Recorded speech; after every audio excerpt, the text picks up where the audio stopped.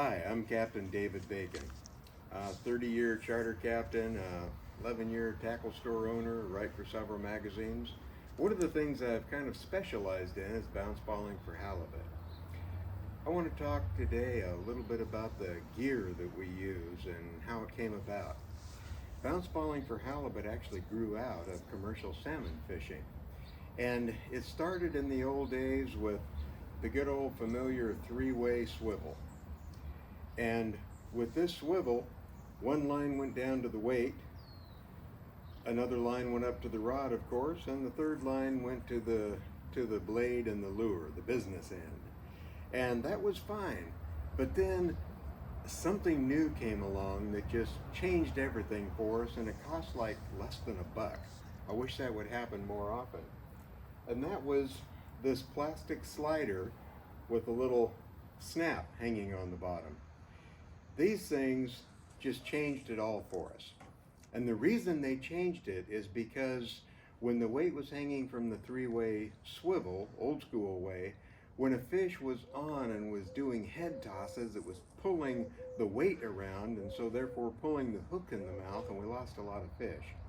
But with this slider that the line goes right through, now when a fish does a head toss, it's not pulling the weight around, it just pulls line through here, so the pressure on the hook isn't as great and we're losing far fewer fish.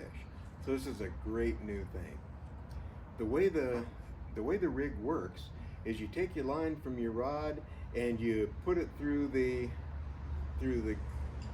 slider, and then hang a weight like a 3-pound cannonball if you're operating a boat a little bit offshore, or if you're working a skiff inshore, you might get by with a 2-pounder.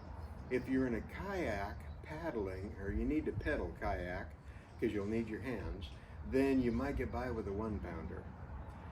But a line down to the weight, and then you tie a swivel on here. You connect this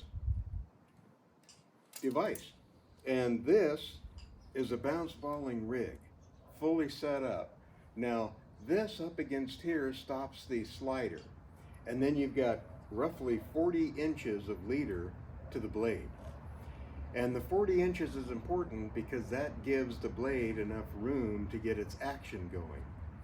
And the function of the blade is to reflect light everywhere and look like a school of bait fish. And then behind that school of bait fish comes the straggler. Never a good idea to be a straggler out in nature. You get at that way. So about 40 inches of heavy duty leader material, mono is fine, to your blade. And this blade is a Dodger blade. Flasher blades are a little bit different, and they tend to get a full rotation going at a little higher speed. But a Dodger just gets this nice back and forth action and keeps it, and looks like a school of bait fish. Then you've got a short leader behind it. You're fooling the fish with this leader, so go with fluorocarbon, that's important. And for the main one, for the long leader, I'll use maybe about 40 pounds because I don't want to lose all of this. But for this stealth leader, we'll call it, I'll drop down to like 20 pounds, something like that. And the drag will help me keep from losing fish that are bigger than 20 pounds. And that's about 14 inches, roughly, 12, 14, 15 inches. And the reason it's shorter is because this doesn't have any action of its own, this lure here, and so it borrows a little bit of the action from the blade. So it just gives a little bit of lifelike action. And this back here is a mighty hoochie.